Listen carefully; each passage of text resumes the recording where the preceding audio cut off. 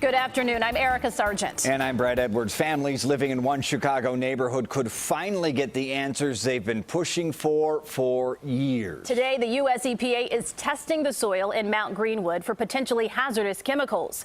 CBS 2's Tim McNicholas is always investigating. He is live near 111th and Drake with why this is happening now, Tim. Yeah, Eric and Brad, the U.S. EPA says Senator Dick Durbin sent them a letter late last year asking them to investigate. They are testing this week to determine if there is something hazardous in the ground. And the U.S. EPA says the test results will help them determine what to do next. That is the sound of the U.S. EPA taking soil samples. And to Mount Greenwood mom Janessa Cannon, it's a relief. It's the sound of progress.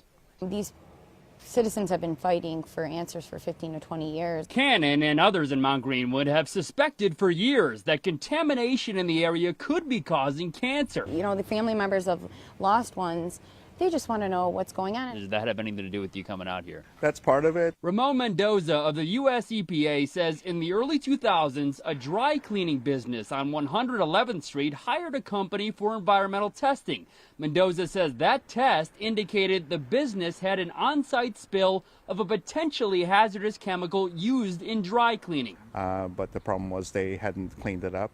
The U.S. EPA says they are now testing to see whether that chemical spread off the property. People get exposed to it, they can get cancer at high enough levels. Mendoza says these tests will be going on this week near 111th and Drake, and the results will hopefully be in by late May. He says these tests will not focus on drinking water, but on what people could be breathing in.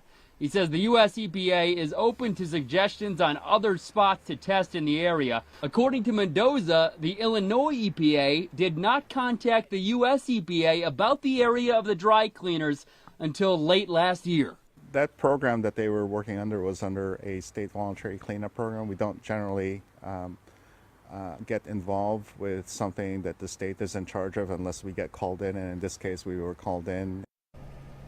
And the Illinois EPA just sent us a statement, actually, saying in 2001 the cleaners entered the state's site remediation program, but it was removed in 2013. We've reached out for more information on why. Mendoza says the person who owned the cleaners in the early 2000s has died. He says they no longer clean clothes on site.